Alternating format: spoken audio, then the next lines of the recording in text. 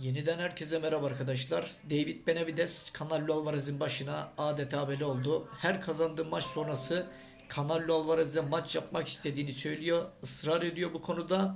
Canelo Alvarez Meksika'yı temsil ediyorum diyor. Meksikalı bir boksörle dövüşmeyeceğini üzerine basa basa söylüyor. Ama David Benavidez bu konuda ısrarcı. David Benavidez Canelo Alvarez'i yenebilir mi? Öncelikle fanlara bu soruyu sorayım. Bu konu hakkında düşüncelerinizi yorumlar kısmına yazabilirsiniz arkadaşlar.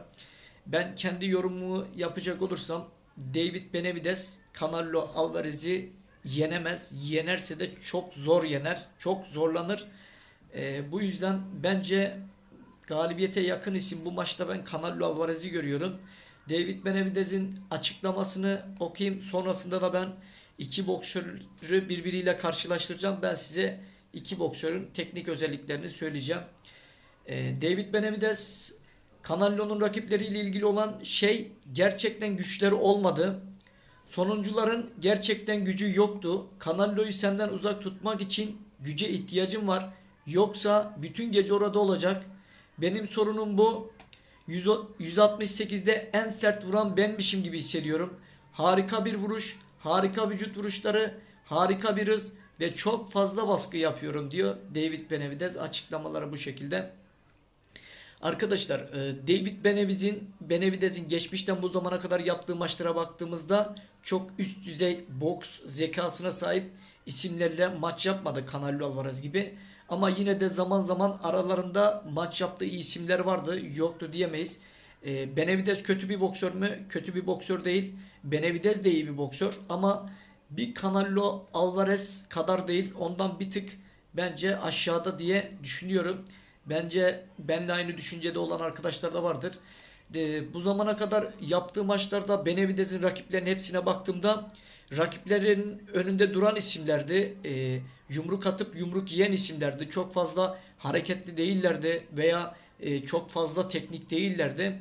Ama bir Canelo Alvarez'in karşılaştığı boksörlere baktığımız zaman bunlardan Sergey Kovalev süper bir boksör. Daniel Jones süper bir boksör.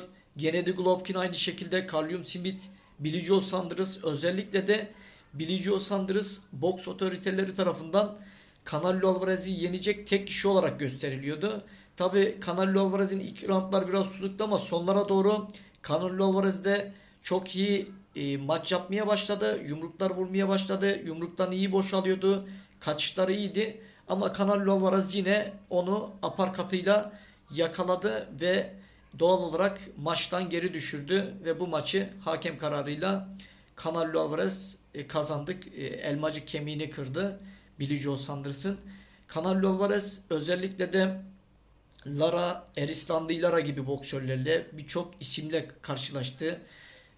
En önemli isimlerden bir tanesi de Floyd Mayweather. Zaten ring içerisinde boksu öğrenen bence isimlerden bir tanesi de Canelo Alvarez. Gittikçe iyi boksörlerle maç yapa yapa kendi boksu çok fazla gelişti.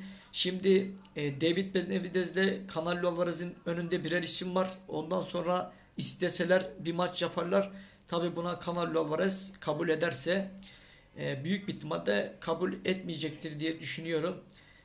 Canelo Alvarez tabi David Benavidez her seferinde Caleb Plant Canelo Alvarez maç öncesi yine devreye çıktı, ortaya çıktı ve yine bu açıklamaları yaptı. David Benavidez de Canelo Alvarez'in boksuna baktığımızda David Benavidez aslında kolları çok uzun, kapandığı zaman bütün vücudunu kapatabilen bir isim ama şu bir gerçek, bir Canelo Alvarez kadar güçlü vurmuyor.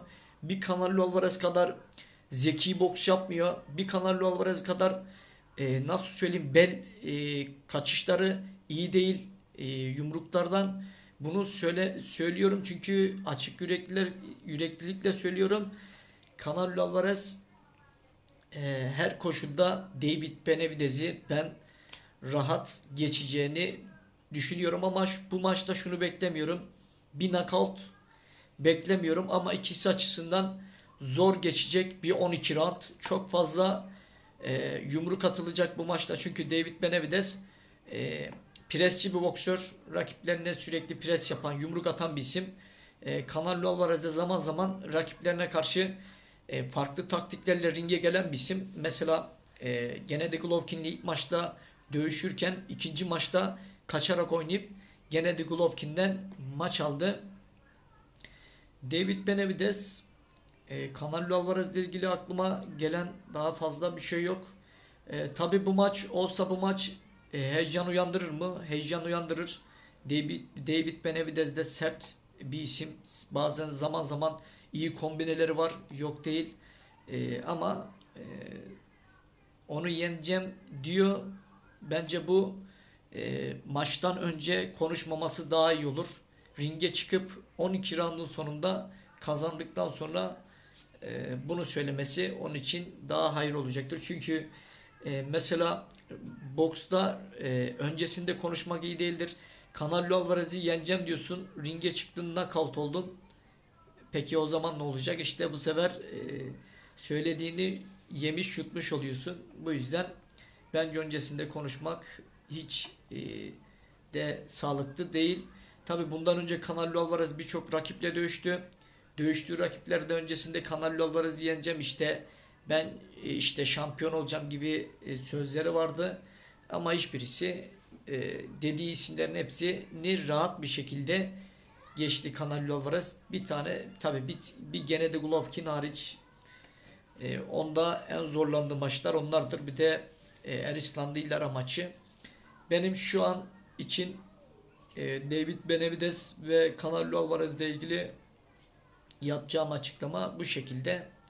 Sizin de eklemek istediğiniz bir şey olursa dediğim gibi yorumlar kısmına yorumunuzu bırakabilirsiniz arkadaşlar. Eğer ki bu tarz videoların gelmesini istiyorsanız kanalıma abone olup beğeni yapmayı unutmayın. Çünkü YouTube açısından bu çok önemli. Tabi arkadaşlar zaman zaman da bazen burada da baskılara maruz kalabiliyoruz yaptığımız yorumlarda. Ben hiçbir zaman şu kişi kesin kazanır demem veya herhangi bir boksörün karşısında diğerini küçümsemem. Çünkü boksta bir yumruğa bakar her şey. Bir yumruk iki boksörden birini maçtan düşürebilir ve maçı kaybettirebilir. Dediğim gibi ben burada sadece iki boksörün de yeteneğini ve özelliklerini söylerim. Yani maçı kazanmaya daha yakın isim hangisi ise onu söylerim ve farklı bir yorum kesinlikle yapmam. Bunu da şimdiden söylemiş olayım. Çünkü bazen işte diyor ki arkadaşlar, işte diyor sen diyor şu boksörü diyor söylemiştin diyor bak diyor işte böyle oldu. Şimdi tamam, ilk maçında iyi dövüşen bir isim ikinci maçında iyi antrenman yapmamış, iyi çalışmamış, maça iyi konsantre olmamış. Peki ben ne yapabilirim? Çıkıp da zorla adamı dövüştüremem. Yani biz bunu birçok maçta bu örneği gördük. Yani örnekler var bu şekilde. Olabiliyor yani. Bunda da benim şeyim yok. Nasıl derler? Çok fazla bir hatam ve eksikliğim yok. Yani ben illa da bu adam kazanacak kesinlikle demem ama favori göstertirim. Önceki maçını izlerim. İki boksörü de izlerim. Tabi boksun içerisinden gelen birisi olarak birini kazanacağını iddia ederim. Yani bu da boksun içinden gelen birisi için gayet de normal bir şey. Şimdilik söyleyeceklerim bu kadar. Bir sonraki videoda görüşürüz arkadaşlar.